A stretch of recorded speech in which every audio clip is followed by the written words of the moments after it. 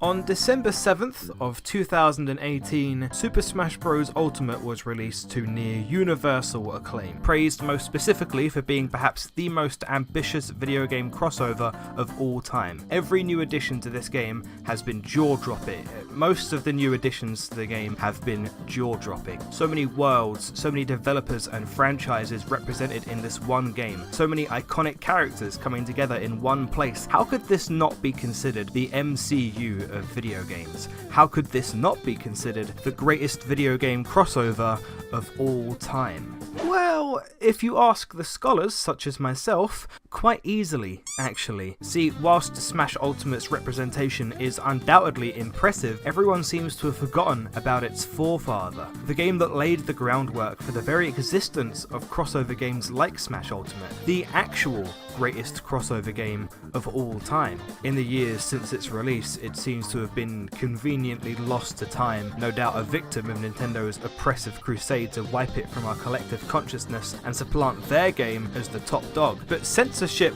is no match for a historian such as myself, so strap in, because in today's episode of Fudj's Thesis, I am going to reveal to you what is really the greatest video game crossover of all time.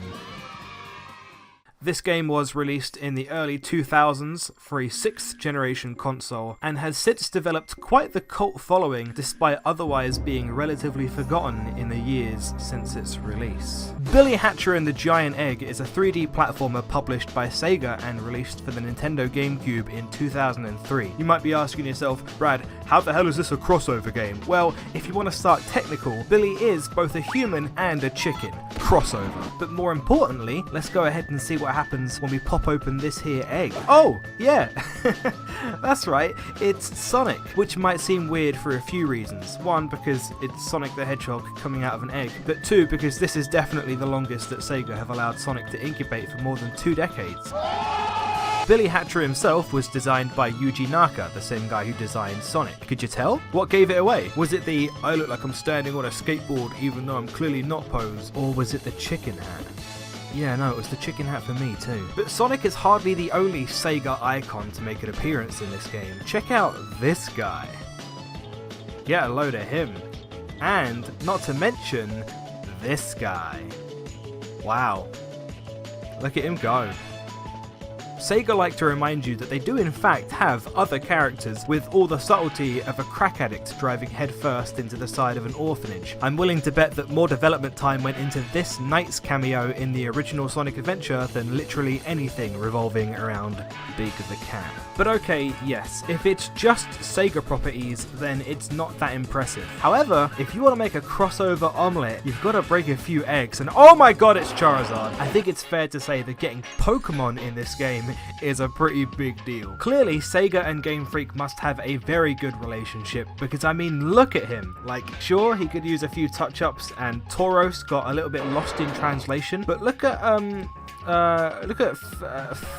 floppy-eared Pelican Bowtie Man. They got him spot on. What level does he evolve at again? Now, however, is the part where I blow your mind. It's time we take things to the next level. See, the reason that Billy Hatcher and the Giant Egg is a better crossover than Smash Ultimate, Marvel vs. Capcom, and yes, even Nicktoons Unite to this day, is because it doesn't just cross over with other video games. It is a crossover video game, yes, but it crosses over with all types of other media. We've already seen how Billy himself is a biological crossover, but did you know that Billy Hatcher and the Giant Egg also crosses over with real life history? Billy is supposedly based on former UK Prime Minister Margaret Hatcher, who was known to scream into giant eggs so that she could wake up flying yellow monkeys and the sort that would promptly zap the working class back into submission. Every creature that pops out of an egg in Billy Hatcher, with the exception of Charizard, Tauros, and of course floppy-eared Pelican Bowtie Man, is a representation of the political unrest that surrounded her reign. You can find similarly allegorical references throughout the game all the way up until the ending, in which, as Wikipedia puts it, Billy defeats Ultimate Raven as his heart explodes, completely ending his existence. I'm sure that's I'm sure that's symbolic of something. This game has one final trick up its sleeve, however, an incredibly impressive and incredibly subtle crossover into the movie industry and simultaneously into the comic book industry. Those with a keen eye can find it in the game's multiplayer mode by taking a close look at the playable characters, and perhaps after enough scanning, the most vigilant-minded of players will find him. Yes, he's here. It's Batman!